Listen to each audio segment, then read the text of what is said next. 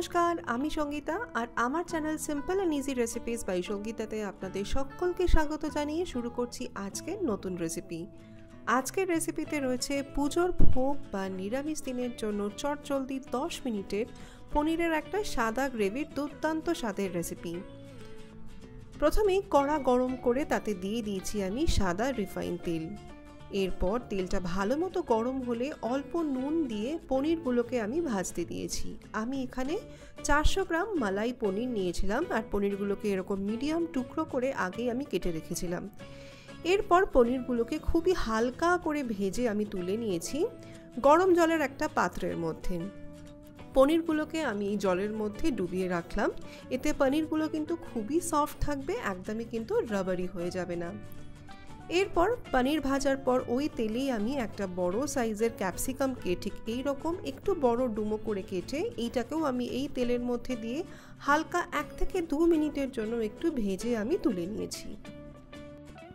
এরপর একটা dry mixing জারের মধ্যে আমি 8 থেকে 10টা কাজু বাদাম আর এরই সাথে আমি 2 টেবিল চামচ চারমগজের দানাকে আগে একটু শুকনো ঘুরিয়ে এই রকম একটা মসৃণ পাউডার বানিয়ে নিয়েছি।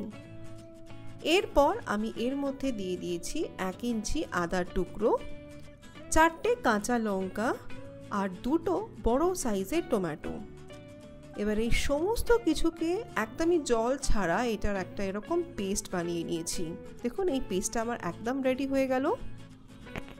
এরপর ক্যাপসিকাম ভাজার পর এবার এই তেলের মধ্যেই আমি 2টো তেজপাতা, 2টো শুকনো লঙ্কা ফোড়ন, একটা দারচিনি, 4 থেকে 5টা থেঁতো করা ছোট এলাচ আর অল্প লবঙ্গ ফোড়ন দিয়ে হালকা করে ভেজে এইবার এর মধ্যে কাজু, চারমগজ আর টমেটোর পেস্টটাকে দিয়ে ভালো করে 2 থেকে 3 মিনিটের জন্য একটু ভাজা ভাজা করে নিয়েছি। এবার আমি এর মধ্যে দিয়ে দেবো অল্প একটু গুঁড়ো মশলা। প্রথমেই দিয়ে দিচ্ছি আমি অল্প একটু ধনের গুঁড়ো, এরই সাথে জিরের গুঁড়ো, দিয়ে দিচ্ছি আমি স্বাদ মতো নুন আর অল্প 2 থেকে 3 চামচ মতো একটু চিনি দিয়েছি। এই রান্নাতে কিন্তু আমি হলুদ দিইনি, কারণ পনিরের এই রান্নাটা কিন্তু একদমই সাদা গ্রেভির হবে। লাইটের এফেক্টের জন্য যদিও কালারটা একটু হলদেটে লাগছে, কিন্তু এর মধ্যে কিন্তু কোনো হলুদ গুঁড়ো বা লাল লঙ্কার গুঁড়োর কিন্তু আমি ইউজ করিনি। আর যেহেতু এই নিরামিষ রান্নাটা একটু মিষ্টির দিকেই হয়, তাই আমি অল্প একটু চিনিও দিয়েছি। মশলাও কিন্তু দেখুন এবার ভালো মতো কষানো হয়ে গেছে। আমি এটাকে একটু ঢাকা চাপা দিয়ে এটাকে একটু 5 মিনিটের জন্য একদম কম আঁচে এটাকে হতে দিয়েছি। 5 মিনিট পর ফিরে এলাম। দেখুন মশলা থেকে কিন্তু এখন খুব ভালো মতো তেল ছেড়ে দিয়েছে পুরো সাইড থেকে, মানে আমাদের মশলা কিন্তু এখন খুব ভালো মতো কষানো হয়ে গেছে। তাই এর মধ্যে এরপর ভেজে রাখা ক্যাপসিকামগুলোকে দিয়ে মশলার সাথে ভালো করে কষিয়ে নিয়েছি। এরপর আমি এর মধ্যে দিয়ে দিচ্ছি ভেজে রাখা পনিরগুলোকে, যেটা ডুবিয়ে রেখেছিলাম যে উষ্ণ গরম জলটা, সেটাকে আমি এর মধ্যেই দিয়ে দিচ্ছি গ্রেভির জন্য। অল্প অল্প করে আমি জলটা দিচ্ছি আর দিয়ে ভালো করে কিন্তু নেড়ে চেড়ে মিশিয়ে নিচ্ছি। গ্রেভিটা এবার একটু ফুটতেও দিলাম, ভালো করে নেড়ে চেড়ে মিশিয়ে এবার আমি এর মধ্যে পনিরগুলোকে দিয়ে দিয়েছি।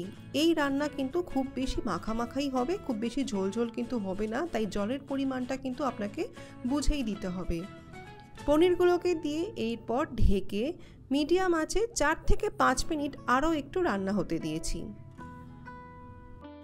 5 মিনিট পর ফিরে এলাম, কড়ার ঢাকাটাকে সরিয়ে নিয়ে দেখিয়ে দিচ্ছি। দেখুন পুরো তেল ভাসা ভাসা পনির কিন্তু প্রায় হয়েই গেছে এবং এর থেকে কিন্তু দুর্দান্ত গন্ধ বেরোচ্ছে।